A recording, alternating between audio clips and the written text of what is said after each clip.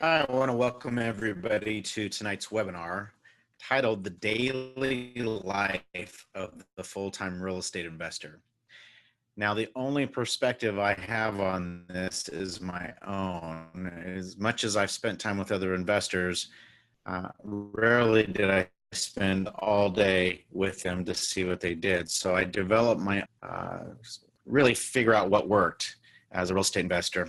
And what I mean by a full-time real estate investor, this is somebody that does not have another 9-to-5 job. They wake up each morning and they have to run their own business. And so real estate investing is a little bit different, and on a flipper's standpoint. And I'm going to take you back in time to what I used to do prior to teaching. And really, it's up to you if you are full-time or if you're fortunate enough to get the opportunity to go full-time in this business. You're able to develop your own strategy, your own time frame, depending on your financial goals. I had very large financial goals when I broke into this business, and so you're going to see a lot of hours spent each day working. And so I'm going to kind of take you through how it was for me, having a family, and kind of how I approached each day and what I had to do to be successful. And get started, I want to thank you guys for joining in. So as a full-time real estate investor, my day started at 6:30 a.m. Granted, there were days that I would sleep in, but for the most part, I didn't sleep in past about 7 o'clock. So 6:30 was when my day started, and that's when I would do my morning reading. I think there's no better way to start your morning than to, if you're religious, to read your religious books. For me, obviously, that is the Bible, but for others, it might be something else. Self-development books. So I would generally spend kind of 10 to 15 minutes on one and then move to the other. And if I would read less of one and the other, I always felt guilty. So I tried to equal it out and read about 15 minutes of each. And I think that's plenty of time to really give you kind of your daily dose of motivation and accountability, so to speak. And then just to meditate, just to kind of take some time to yourself, maybe go sit in a corner. Sometimes I would stretch out my back. I also would download meditations from Deepak Chopra, and those would allow me to focus on different areas of my life. And this is something I also would do with my wife, and it created harmony in our house. But I think if you wake up and you do some reading, something that's going to actually move you forward. And I'm not talking about reading fantasy books or romance or anything like that. I think that's a different thing than we're talking about. But waking up in the morning and getting motivated. Okay, and I'm going to leave out other things. You're probably going, well, where's the shower? But I'm going to leave those things out. But yeah, obviously there's other things we do. But really 7 a.m., the family's up, we're eating breakfast together and having some conversation about things that are going on that day and things like that. And then about 7:30, I was off taking the kids to school. And one thing we've done over the years is we've always read our goals together. So I would generally hand my goal card to my children and I'd say, hey, go ahead and read this to me. And remember, the goals aren't just business goals. The goals were family goals, relationship goals, and things like that. So the kids were always included in those goals. And so it's something that gave them a sense that, hey, dad cares. He's going to spend time with me each week.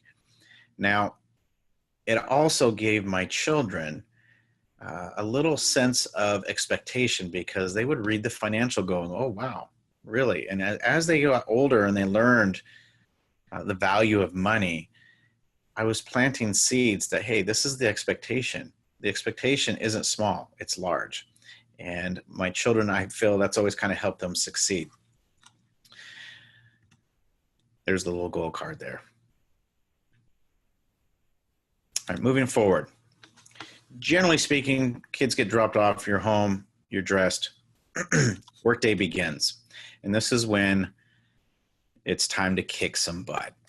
And so you right away, you're getting on the phone and really have to, sometimes stand up, I generally would kind of have my laptop on the island or in the kitchen, and I'd be walking around talking on the phone and looking. The first thing that you have to do in the morning is make sure your contractors are where they're supposed to be. A lot of, contractors tend to be a little bit flaky if they party the night before. So I'm talking Monday morning, you're on the phone with them, making sure that they're telling you what they're going to do that day, so that if and when you visit, you're going to see that work has been accomplished. And so this is where we set expectations. They're telling us what they're going to do. You're talking about how to pay for materials, whether you're going to pay on your credit card or you've given them a draw on the key thing here is really the accountability, the money, time, and are they staying on budget? So the first thing that's so important in this business is, obviously if you have projects that are running, is to make sure your contractors are showing up for work and that they're doing what they're supposed to do. If they're showing up at 10, you're calling them at, let's say you're on the phone with them at 8:30 and they're still on the road. That's a problem. They should have been at the project first thing in the morning, usually 7 a.m. And you have to do administrative stuff. So that first period of time is calling contractors, checking email, and then checking your team management software. I always had a team, whether it was virtual assistants or partners, and our job was to make sure we were holding each other accountable. So I was either assigning things to those partners or reaching out to my teammates. And the great thing about team management software is you can text or type or email and add files and things like that and share across the software, and without having to meet in person. Because I'm not a big fan of these meetings. If you met for an hour a day, to just eat up too much of your day. And I'm just not a fan of that. I really think the meetings need to be something that you keep to a minimum, and you can communicate in this day and age either with text messaging or a team management software. So the one I've used the most is actually a piece called Asana. Now this is free. There is a paid version, so the more team players you have, the cost goes up. Prior to Asana, I was using something called Basecamp, and I believe Basecamp was something like $50 a month, and it allowed a lot of us teammates to share documentation, set goals, and things like that. So here's what Asana looks like, and you can see those are the people that participate. There's a little picture of Dellery there, and but anyway, you can actually, it's tied to a calendar. You assign tasks and things like that. So this is where I assign tasks to the virtual. If these are virtual assistants here, and look at the whole team, but that's where I communicate with them. I assign the daily tasks, they get the projects done, or I go in and complain at the end of the day, basically. And then here's the CRM. This is LionDesk. Obviously my favorite. There's others out there. There's a free one for you called Insightly. If you're trying to run this business without a contact, you're actually setting yourself up for failure. There's just too many loose ends, too many things that fall through the cracks. Anybody and everybody you meet, your new contacts, they go on your cell phone, but they should also go in your contact manager under a specific category or title. That way, if you need to reach a large group of people, you can actually do an email campaign with one email to all those people, or you can reach out to them. Now, the great thing about LionDesk is it actually allows me to text from it or call from it. I can email as well. So I can tap on one of those numbers, text them right from the software. I don't need to get on my phone, and it has its own phone number. That's not my cell phone. So sometimes you want to limit the use of your actual cell phone and use a piece of software like this. It holds you accountable. Also, you can set tasks, you set reminders, and it will, alert you via email or a text that you need to do something. And so it's something that I believe is so very important in this world, is the organization standpoint. When I first got into this, I didn't do it. And, I'd try to look for his number. I couldn't find it. I'd keep a business card and toss it somewhere, and then it's not where you need it at the time, when you have an issue you need solved. So I believe, again, one spot for your database, and that's your contact management software. And it gives you reports. You can track your money here, your projects, all of the above. So there's two important pieces in the morning that you're focused on. Well, three: checking your email, checking your team management software, which would be an Asana or a Basecamp. You know, if you want to start for free, use Asana. Build your bird dog people with Asana. They're your bird dogs. What are you doing today? Are you driving for dollars? You know, you're making phone calls. That's your team, your wholesalers, whatever it may be. That's where you build that and have that communication, as well as your contact manager. The best part about these two pieces of software is you can go back to your notes to the last time you talked to someone. Say it 6 months ago and they promised you something. You can go back to those notes and specifically type that into a search, and it'll come back and the story is what it is. And so you can hold someone accountable to that. And so this is there, again, three important things: email, team management software, and your contact manager. In your team management software, you can also include your contractors. And so they know you can actually put, you know, their daily goals. Hey, today we're going to make sure the drywall's done. And that's something you said you're going to do. So blah, blah, blah. You stick it in there as tasks that they have to get done. And then when they're done with it, they go onto their Asana. They actually type in complete. And then you're notified that something got complete. So again, can't stress this enough. Very important part of you staying organized. Most of us aren't born that way, so we need these systems in place to keep us on track. And this is where our calendars come in and things like that. 9 a.m. So you've had an hour of calling contractors, checking your software. You shouldn't spend more than an hour on that. And then it's really time to start going after your leads. Okay. I like to review a script. You know, these leads are going to be, or they're going to carry different scripts. You know, if I'm calling for rent by owners, that's a different script than talking to a realtor. When I was heavily involved in flipping, we were going through the crash. So there was a lot of calls to realtors every day. And so this is an example I'm going to use, but there's also a script for homeowner leads, for sale by owners, expireds, and things of that nature. So these are all things that are very important. So again, I'm going to take you back in time. So what I would do is I'd get on the MLS and I would do a search for REO, or bank-owned properties. Now, this is one that I did today, and you can see that I believe there's 19. Now, a few years ago, let's take this back to 2011, there would be hundreds, and this is in Los Angeles, but there'd be hundreds of REOs. There were so many houses that are going bankrupt, or being foreclosed on rather, that there was endless leads. And so, you know, you had just a lot of property. Every day you had a lot to work with.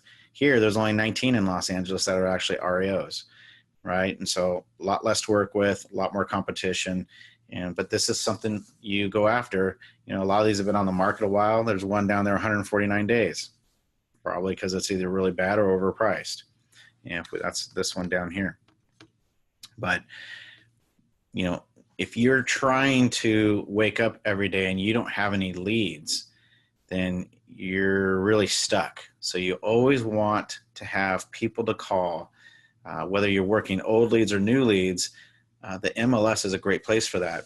Now, if you don't have access to the MLS, Zillow is a great substitute because it still has bank-owned properties, auction properties, short sales, and things like that. You have to do a little more research sometimes to get the realtor's phone number, but still a great source if you don't have access to the MLS. But also why I encourage you to get your real estate license, because this MLS piece is very important. Now, if you want to become an agent's assistant, you can pay $375, I believe, in most real estate organizations, and you can actually get access to the MLS. So just understand that it's a very important piece, because these leads are so, you know, expireds are here. For sale by owners wouldn't be. For sale by owner, you see on forsalebyowner.com or a Zillow, but a lot of leads are here. So this is your REO leads, your bank-owned properties. These are properties that have been foreclosed on. They've gone back to the bank, and they are represented by a real estate agent. So in this particular case, these leads, we would be calling realtors and working with that script right there. You know, and if you're not with Fortune, you're not going to say you're with Fortune Weavers, you would say you're your own company. Also, back then we were working with short sales. So you do a search for short sales, and you can do this on Zillow or Redfin as well. Those also allow you to look up words like fixer, TLC, and things like that. So you can look up these things. And again, here there's 25 in the city of LA. Back in just a few years ago, there were hundreds of these things. So the landscape's changed a bit, but there's still a lot of leads.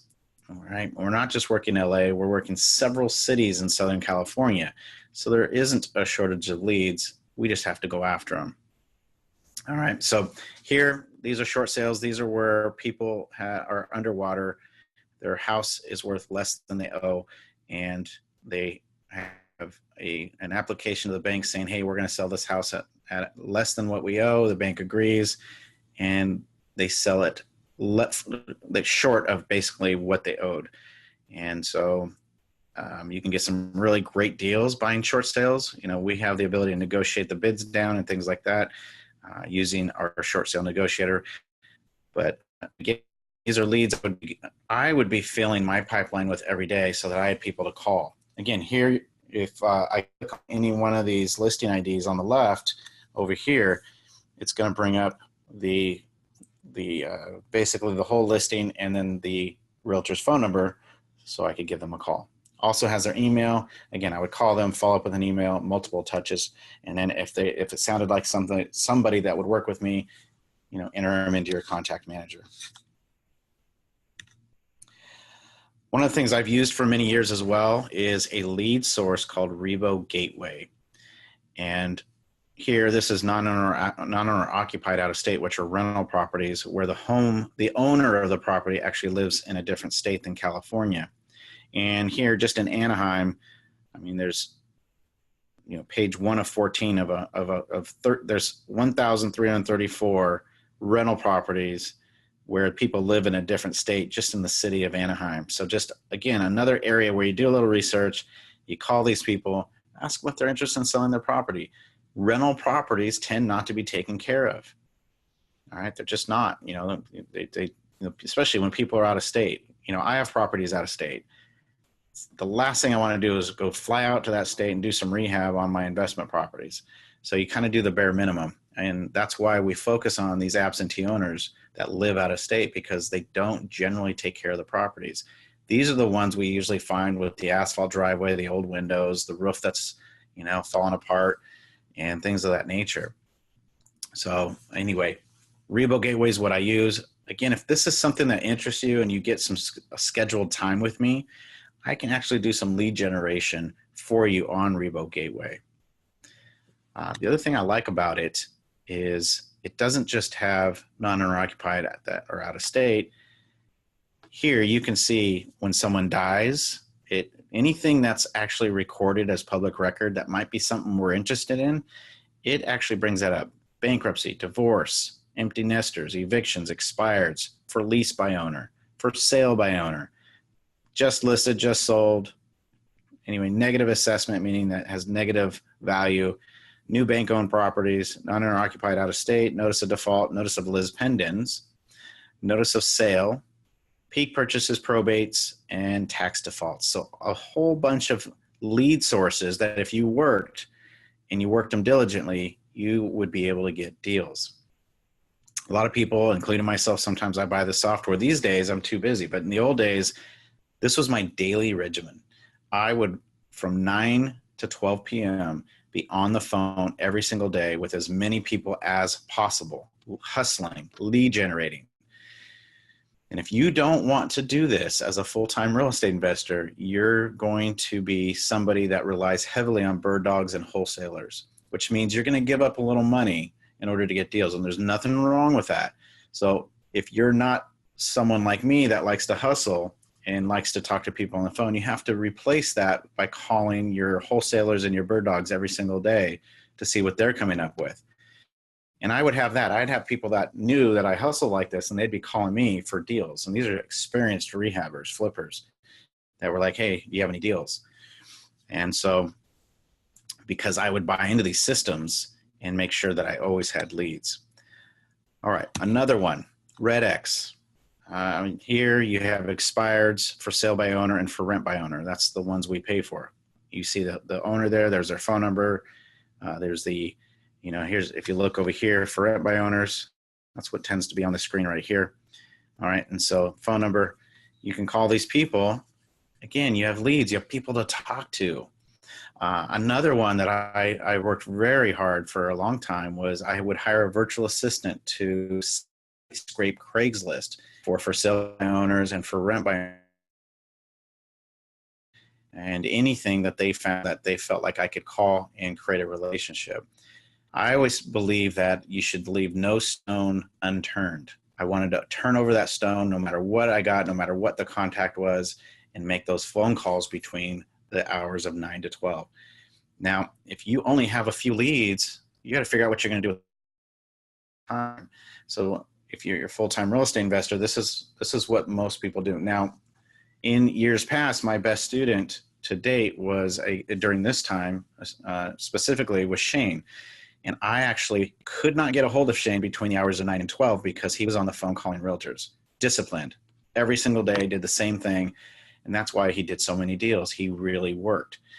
All right. So this is what we do to source our leads.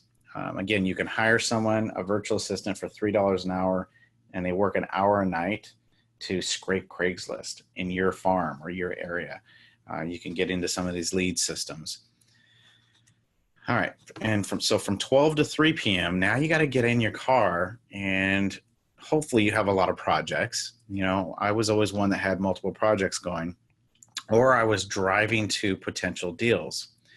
So at this time, the time where I was mostly full-time, I was meeting with realtors at projects just like this. So you can see this is a rundown house. I actually did an MLS search for an all cash, a property that required all cash, which is usually a house that needs extensive work and nobody can get financing on, right? So the inside of this house would be tore up. And I'd be meeting realtors every day, and I would meet, generally speaking, I'd be going to 4 to 5 properties every single day to meet a realtor, create a relationship, whether that be someone I already had a relationship with or a new relationship. You always want to blend it. So you're doing a little bit of both.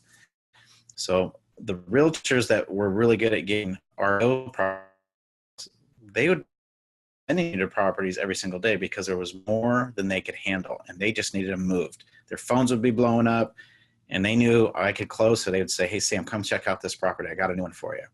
So you over and over and over, and you tend to get deals. And even back then, weren't always willing to work with us. So had to work this system hard. If you could look at 3 to 5 properties a day, you knew you were going to get, maybe one a day. Sometimes if you really had the money for it, you could do as many as you wanted. Again, we're not going to have these. So as you can tell, I had 19 REOs on my list in Los Angeles alone and 25 short sales today.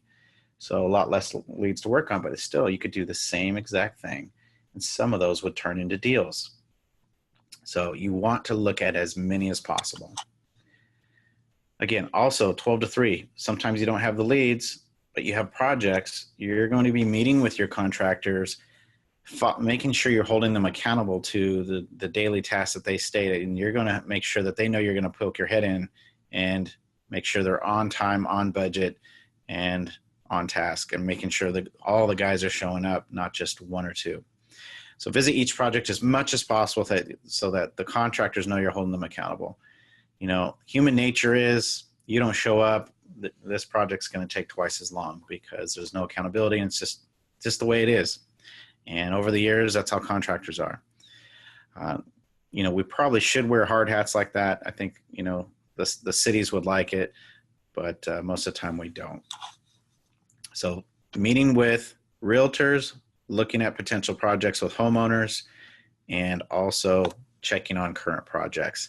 Now, there was a time where I was working on 20 projects at once, and I couldn't even get to all of them realistically and do what I was doing with lead generation even once a week. It was really difficult. So I actually had to bring in another contractor that managed 10 of those projects, and I would manage the other 10 so that we could actually hold the contractors accountable.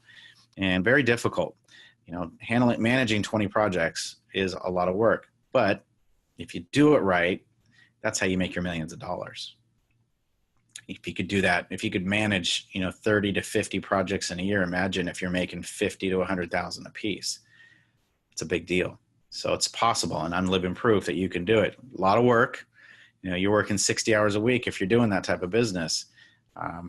but the dividends are huge. Now, if you really don't want to be that person that's gung-ho full-time, I'm going to make as much money as possible. Let's say you want to make $200,000 a year, and that's your goal. Well, that's 4 projects a year, maybe 5, depending on how good the project is. One of those is probably going to make you 75 to 100. The others are going to make you 40, 50, if they're not such great deals, right? $200,000 a year, man, I'm sipping on on water or whatever else I want to drink at the beach a lot of time. So, if you get a good lead source and you do, 2 every 6 months, you're not working. That's really easy. So once you figure this out and you figure out how to get the leads, being a full-time real estate investor, making a couple $100,000 is really not that difficult, especially if you have a good contractor. That's the most important part of that, and make sure you have enough money to finish the projects. Okay. Also, as I'm driving around to different projects, I'm always following up with my investor partners. And these are the people that fund our projects. If you don't communicate with them, especially early on in your career, they won't stick around long. So it's really important that you are top of mind with them. They know that the project's moving along, and that their money is actually being taken care of. So follow-up calls with your investors is very, very important. We call it it should be CPC, which is constant personal communication. So that constant communication, again, is very important.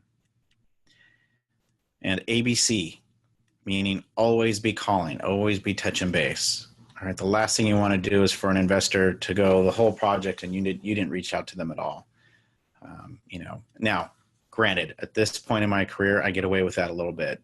I'm still meeting with contractors often, but I can get away with a little more because I've been doing it so long with them that they're just like, just tell me when it's done. A little different than when you're first starting out and you're really trying to figure things out. You want your investors to know that you're working really hard for them. And I can't stress enough, depending on your financial goal, raising capital is a pivotal part in your ability to make more money.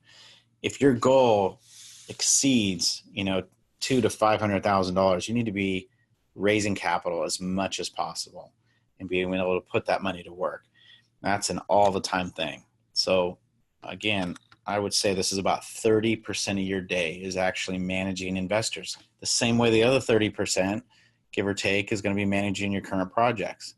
And the other 30% of your workday, that is actually creating more leads. One of the worst things you can do is find a project, and I've seen people do this over and over. You get a project, you're all excited, you fund it, you get started, and all you do is focus on that project. So you have this project that's going to last 4 months. Maybe it lasts 6 months. And at the end of the 6 months, you make your $50,000 to $100,000. And you're like, oh boy, I should have been looking for more deals, because now what? And then it might take you 2-3 months more to find the next project, depending on your skill level.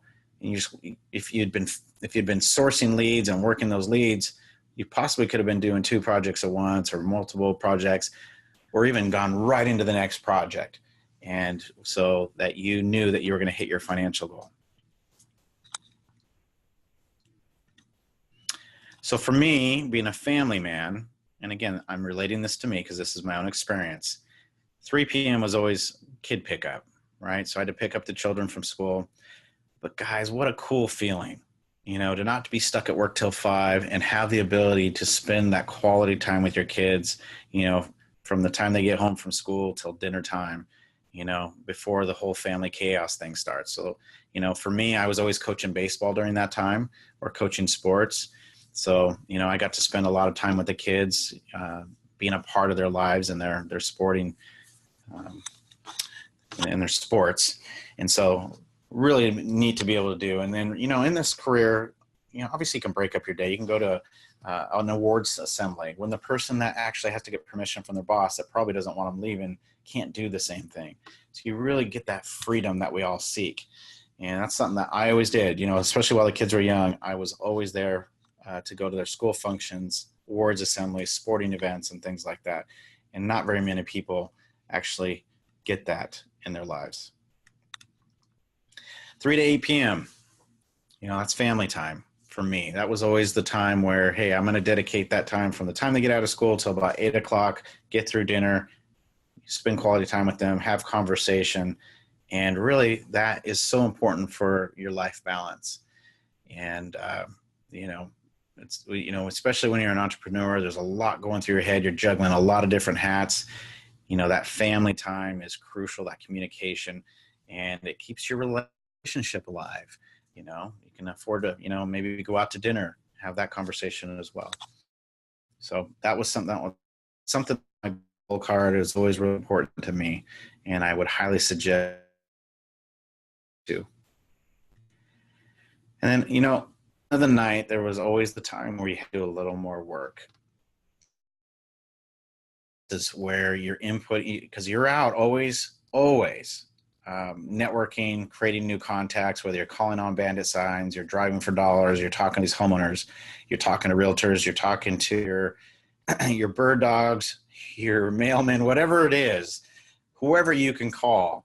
And again, if you don't have the lead sources, I'm calling anybody. I would wake up and I'd open the phone book at times and just start calling people. And I had to get practice. So, but when you get business cards in particular, you want to feed those and put them in your contact management software, not just your cell phone. When I sit with people and they only have 75 contacts in their phone, and they want to be big in this business, that's the problem. You should all look at your phone contacts and see how many you have.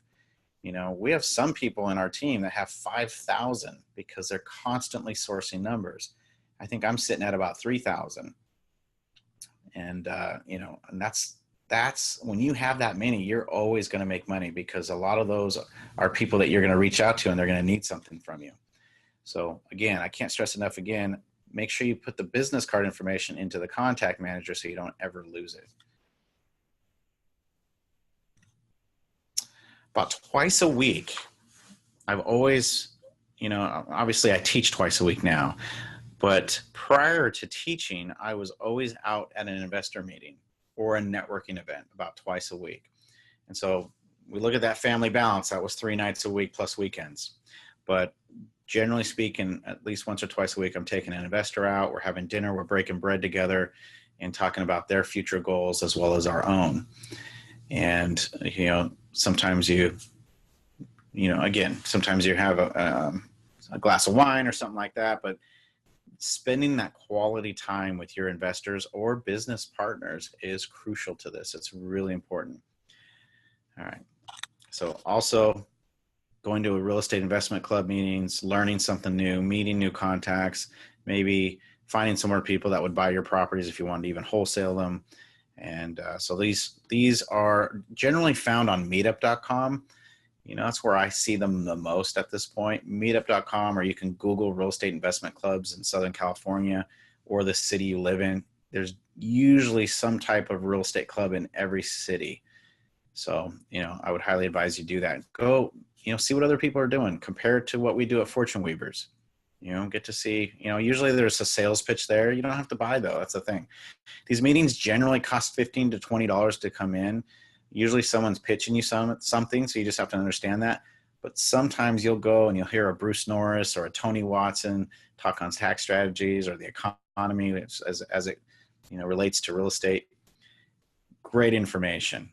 I've had some of the students go on my behalf, go check out this meeting. There's going to be some good info there. So this is something that's a very crucial part of your business. Now, I don't do it nearly as much now because I've already built my base. But when you're trying to build your referral base and your contact base, it's important to be out and about at least twice a week. And then again, maybe on Saturdays. All right, so that is really what goes on during the day as a full-time real estate investor. A lot of time on the phone, generally 3 hours plus when you're traveling, you're always on the phone. So that phone, for mine, I'm surprised it's not growing out of my ear, but it's really important to be sourcing and hustling every single day. And if you don't have numbers to call, we need to talk about that because they're there. They are there. You just have to find them. So I'm going to go ahead and open this up for Q&A. Give me a second.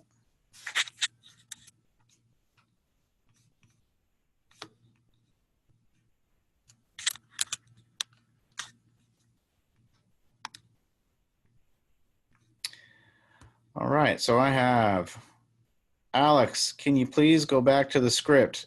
Alex, you're going to actually get that script. So that is a class you take, and I can send it to you. So if that's something you want, I can get that to you. All right.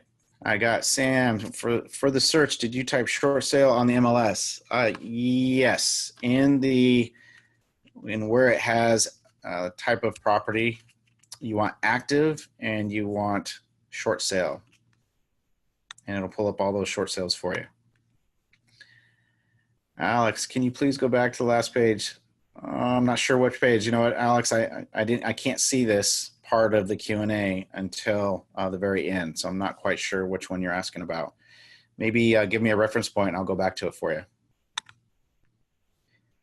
Deb, what about if we are part-time working a regular 9-to-5 job? How do you recommend we fit making calls and the 12 to 3 visits? Very, very good question. In the beginning, that's why you have us, because we're there to help you with that. Okay. And so basically the hard part is, so you're going to have, I'll tell you, when I was a teacher, obviously I wasn't making calls from 9 to 12, but what I would do is I'd get a 20-minute break when the kids, it's called the bathroom break. I'd usually make and then during lunch, I would actually eat lunch in my classroom many times and make my calls then. And that's really important. So yeah, it's a little bit harder. And so you're forced to make your calls during your breaks, you know, and you saw here, I didn't include lunch and showers and gym or anything like that. You're fitting all that stuff in. A lot of times I would eat in 5 minutes, kind of get a meal and then go. A lot of people that know me, you know, I don't eat a lot. You know, I tend to spread out my meals, which I shouldn't, but because I'm always on the phone. But basically, you're going to have to fit it into the time you have. And that's going to limit the amount of deals you can do, right? That's kind of how this works. That's why I really want you guys doing the evening stuff, like you're going to be printing up your letters for your direct marketing. On your way home, you can do, 15 minutes of driving for dollars in a neighborhood. I was taking you back in time to when we had a short sale and REO market, and that's what I did full time. But all you would have to do is go, okay, maybe I'm driving for dollars during that 9 to 12 period and talking on the phone. For me, I like to be in front of my computer. I like to type notes because otherwise I forget stuff. So hopefully that answered that question. Investor club meeting. Yeah, let me go back to that real quick, and then Reginald, I'll get to you. So let me back to the investor.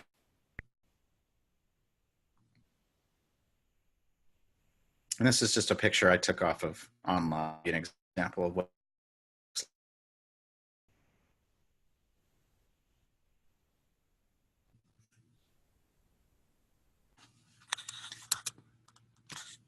All right, hopefully, Alex, that got you what you needed.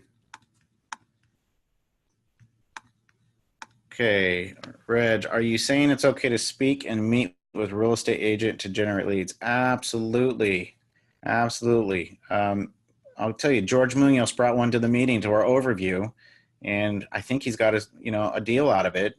George has flipped properties before, but a deal, it's a duplex in LA that came from that realtor, and we got, we have some issues with it, but, somewhere around 40th Street, somewhere around there, got one from talking to a realtor. So yeah, you're always talking to realtors, always. They're your boots on the ground. Especially Deb, you asked that question, what do I do? If I can't make all these calls to homeowners, let your realtors do that, right? Get in touch with realtors. That's one of the next classes you're going to have is how to market to realtors. We talk about what to say to them on the phone, how to say it, what to say, and how to get them working for you. I've always had 20, 30 of these realtors working for me. And I kind of categorize them like this, the one-hit wonder. So I'll call them once in a while. The sometime, you call them, once or twice a month. The all-the-timer, the person who gets 50 to 75 sides a year, about 10% of those are going to be flips, give or take. You're talking to them, if not daily, every week. So you got to categorize who's who, and that's kind of who you go after. But yeah, absolutely. Talk to realtors, guys.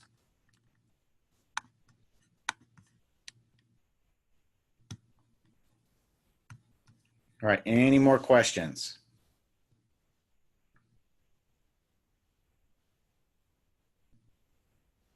All right, I'm going to talk a little bit about, again, those of you that are part-time and have a 9-to-5 job.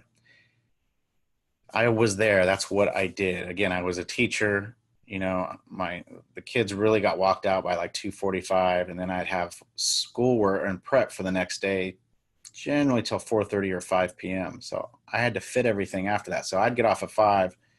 You know, back then I had an office here in Huntington Beach. I lived in La Mirada, and I'd drive out, and that's when I didn't get the family time. I wouldn't do it every night, all right, but I would do it 2 to 3 nights a week where I would go and I would create my leads, call people. You know, you can still call people 7 p.m.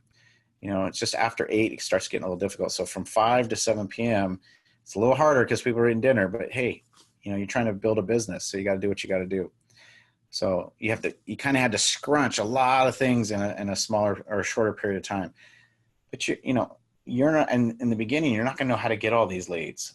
So if you're full-time, that's a lot different than part-time. So part-time, you just make as many as you can based on the time you have available. But the one thing I don't want you to do is go through lunch and not make 1 or 2 calls. You know, I know you got to eat your lunch, you want to relax, you know, you need some peace of mind, but make a couple calls, especially now while it's exciting and, you know, you're going to meet some new people. And, you know, really, once you start having some success, this is a lot of fun. It really is. I got to tell you a story. So, you know, and you always want to be networking. So I'm not going to name names, but we had a student yesterday that's out at a restaurant or a bar. I'm not quite sure. And this is a female, and she meets someone there that's going through a divorce. They share stories, and our particular person says, "Hey, I have just the guy to help you." That lady happened to be in our office this morning. I mean, that's it, you know. Hey, I have someone that can probably solve your issue because they have a housing issue. There's a divorce issue. And I thought that was really cool. So always be talking to people about or getting conversations like that lead them in the direction of talking about real estate. And there's lots of clever ways to do that. You know, you can, you know, people love to talk about real estate, especially in Southern California because our values are so high. And you can ask things like, hey, you think interest rates are going to stay this low for very long? Or, hey, you think the housing market's going to crash? We've been going through this for a long time with values continuing to rise and low interest rates. You think it's going to crash? You know, you get them talking about something other than their house, then their house is going to come up and they're going to go, yeah, I was just thinking about selling my house because I'm afraid it's going to crash and I'm going to lose all that money like we saw back in 2008. Okay. All right. So any more questions that are pertaining to your schedule during the day and maybe what you should be doing?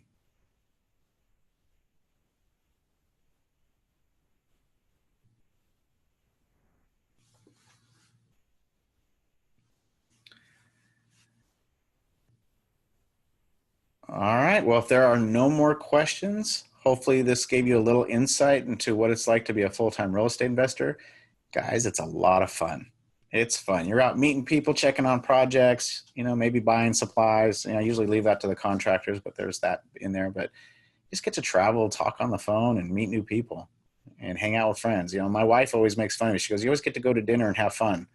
You know, and that's true. I really enjoy my meetings with investors. You know, there's times I don't, but there's a lot of times I do. I get to go out and have a beer and, you know, hang out, watch a game or something like that. All right, we got another question. If we meet a contractor, we refer them to you to interview. Absolutely. We are interviewing contractors right now. So please send their contact information. I'll generally interview them by phone first, see if they're Fortune Weaver material. And anyway, and then we'll go from there. So yeah, please send contractors our way.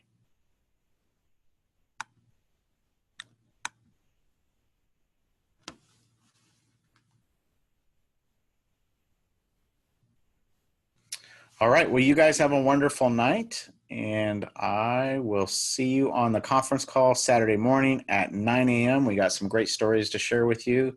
We have a lot of student success right now, which is really cool, and I can't wait to share that stuff with you. So have a wonderful evening. See you on the call Saturday, 9 a.m.